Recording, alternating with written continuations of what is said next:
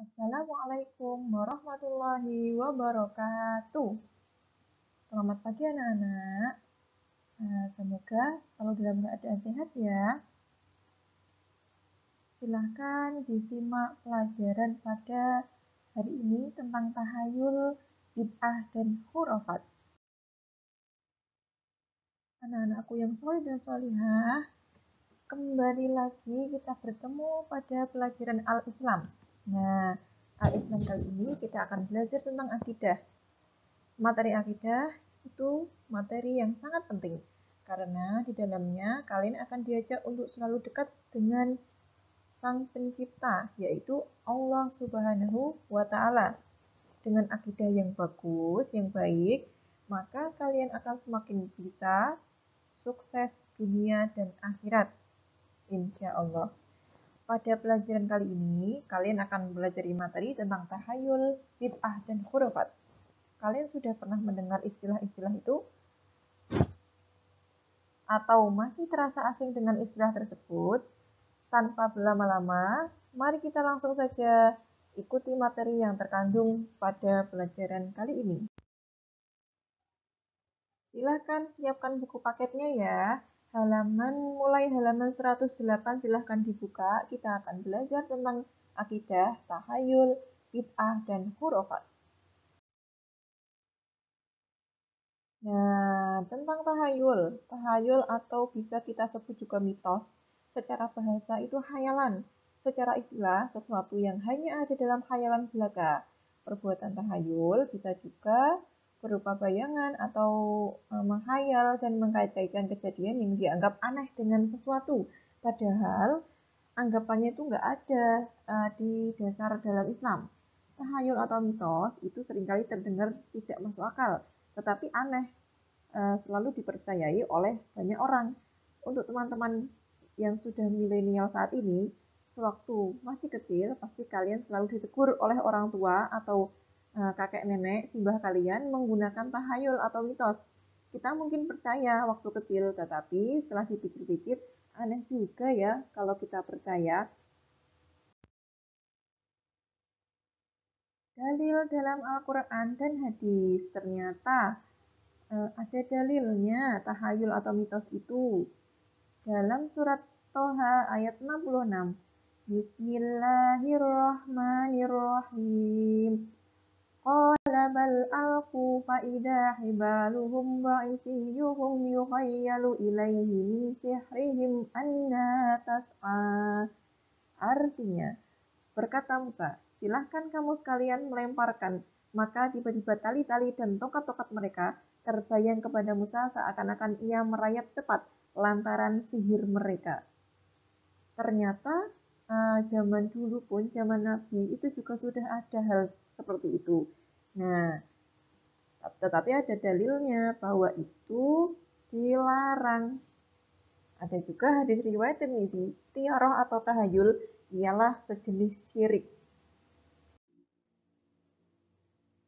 Contohnya, percaya bahwa angka 13 akan mendatangkan sial. Percaya bahwa apabila seseorang tertimpa kotoran cicak, maka akan mendapatkan rezeki. Kepercayaan bahwa bulan Safar adalah bulan yang penuh kesialan. Jangan gunting kuku malam hari, nanti kerasukan. Jangan duduk di atas bantal, nanti bisulan. Percaya ramalan bintang atau zodiak. Nah, kalau misal orang tua kalian atau simbah kalian ada mitos-mitos uh, dikatakan kepada kalian di depan kalian, diambil baiknya saja. Mungkin di samping itu ada kebaikannya, tetapi jangan dipercayai sekali ya, karena semua ujian dan rezeki itu datangnya hanya dari Allah Subhanahu wa Ta'ala, dan semua sudah teratur dalam dalil di dalam Al-Quran dan Sunnah atau hadis. Di luar di dalam Al-Quran dan di dalam hadis itu masuk kategori syirik. Na'udzubillah. Kita masuk pada bid'ah.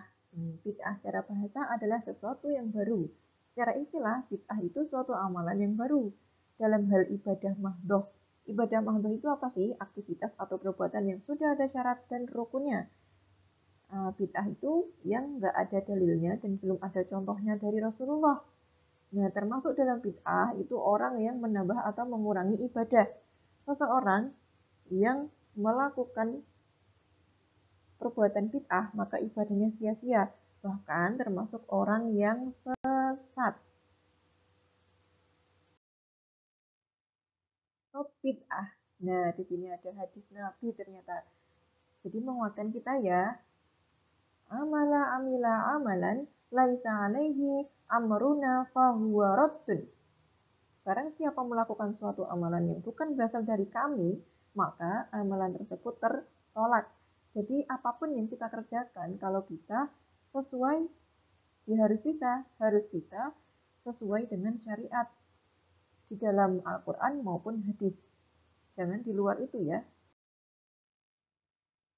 Contoh dari bid'ah, selamatan 1 Muharram, kenduri atau genduran selamatan kematian, padusan, yaitu mandi besar pada 1 hari menjelang pelaksanaan puasa Ramadan. Ada juga hukum merayakan ulang tahun. Ulang tahun itu sebenarnya tidak ada dalam Islam. Orang kita itu bertambah usia, berarti kan kita semakin tua. Kita semakin tua dan semakin sedikit kita mempunyai kesempatan untuk bertaubat atau mengumpulkan amal baik untuk menghadap kepada Allah Subhanahu wa taala ketika di akhirat nanti. Kemudian contoh lagi, menjawab salam itu wajib dan sangat mulia untuk mengamalkannya. Tetapi bagaimana jika mengucapkan salam adalah seorang imam ketika selesai sholat berjamaah? Nah, tentu saja dilarang menjawabnya karena Nabi nggak pernah mencontohkan. Itulah contoh perbuatan bid'ah. Walaupun terlihat baik menurut akal manusia, tapi tercela menurut Allah dan Rasul-Nya. Yang terakhir yaitu khurafat. Khurafat yaitu berita yang dibumbui dengan kedustaan atau kebohongan. Khurafat itu kepercayaan bahwa sesuatu benda tertentu memiliki kekuatan yang dapat mempengaruhi manusia. Khurafat atau tahayul itu hampir sama, tetapi lebih berbahaya dan lebih mendekatkan pada perbuatan syirik. Nah, sumbernya apa? Yaitu animisme dan dinamisme. Animisme itu kepercayaan adanya jiwa dan ruh yang dapat mempengaruhi alam manusia. Kemudian dinamisme, kepercayaan adanya kekuatan dalam diri manusia, hewan, tumbuhan, dan benda-benda. Ini yang menguatkan ada dalil tentang hurufat, yaitu surat An-Nisa ayat 94. Bismillahirrahmanirrahim. Faman iftara 'ala Allahil kadhiba min ba'di dzalika faulaika humuz zalimun. Barang siapa mengada-ngadakan dusta terhadap Allah Subhanahu wa taala, sesudah itu maka merekalah orang-orang yang zalim. Contoh dari hurufat apa aja? Yaitu meyakini bahwa kuburan orang soleh dapat memberikan berkah. Meyakini sebuah benda misalnya keris memiliki kekuatan gaib yang bisa diandalkan. Memakai ayat-ayat Al-Quran untuk jimat dan mengelak bala. Jika terjadi musim penyakit, menaruh bawang merah, lembuyang, dan jenis rumput agar roh-roh pembawa penyakit tidak mendekati rumah. Kemudian ada juga burung hantu. Suara burung hantu pada malam hari itu dianggap tanda akan ada orang yang melahirkan.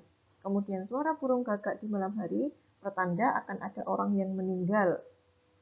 Nah, kita pikir saja dengan logika, jika ada suara burung gagak pada malam hari, berarti itu akan ada orang yang meninggal. Berarti kita tahu meninggalnya itu kapan. Nah, padahal orang meninggal itu hanya Allah yang tahu. Nah, kita lihat gambar samping, hurufat saat ini yang tidak perlu diamalkan ya, katanya untuk menolak bala virus corona.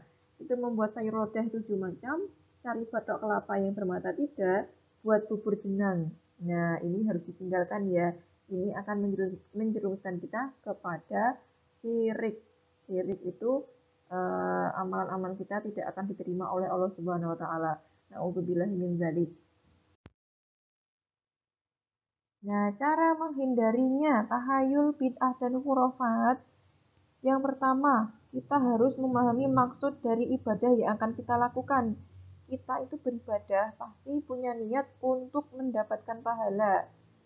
Nah, kita jangan asal-asalan jika ingin melakukan suatu ibadah ya. Kemudian memperdalam ilmu agama itu pasti. Ilmu agama itu penting bagi kita untuk hidup di dunia ini, mengantarkan kita kepada akhirat dan kita akan memasuki surganya Allah yang paling atas, insya Allah. Amin. Kemudian menanyakan masalah ibadah kepada ahlinya.